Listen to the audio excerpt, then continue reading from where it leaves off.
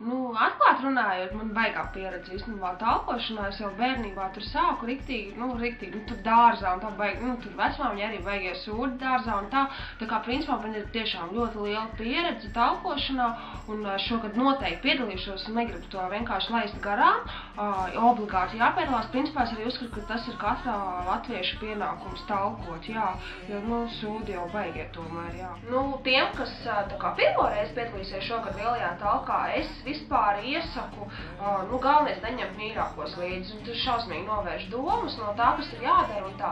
Un tad vēl obligāti silti jāapģērbjās ir, jā, tad cepur šala, un galvenais jābūt pēdušam. Ar tukšu vēdu tur vispār nav ko darīt. Kaut ko bišķi tur paklikinās, kaut ko pavārs un atkal jau ēst gribās. Tāpēc vajag, īstenībā kārtīgi paēst pirms tās talkas, un tad jau arī darbs īstenībā iet no rokas. Es no pieredzes saku.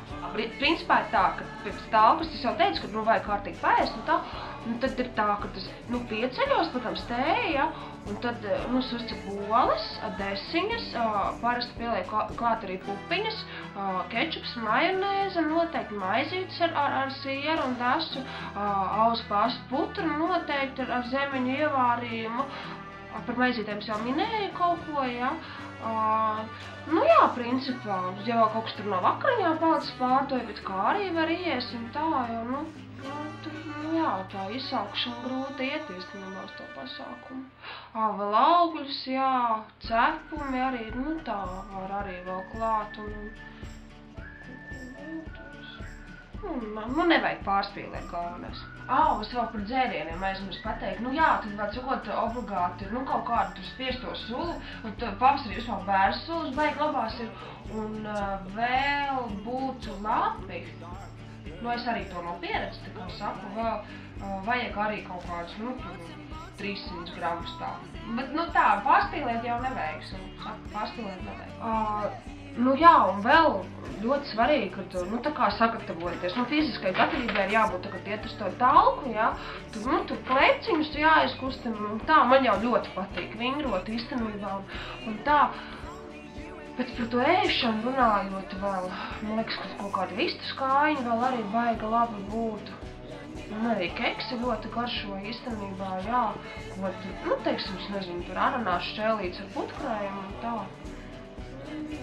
Tā, kas jāņem līdzi ir. Es jau teicu, ka silti jāapģērbjās obligāti, tāpēc, cepuru noteikti jāpaņem līdzi, ja, un forši būtu, ja viņai būtu vēl ar tādiem klipšiem, saknips, tur baigi daudz jāliecās zemē, un tad, tāpēc, ja, tikai tāpēc. Cimdi obligāti, ja, tā, uzvēlas, un tad arī, var ņemt. Tikai vispār es kaut ko dzirdēju, ka tur arī dodot pa brīvu tos cimdus.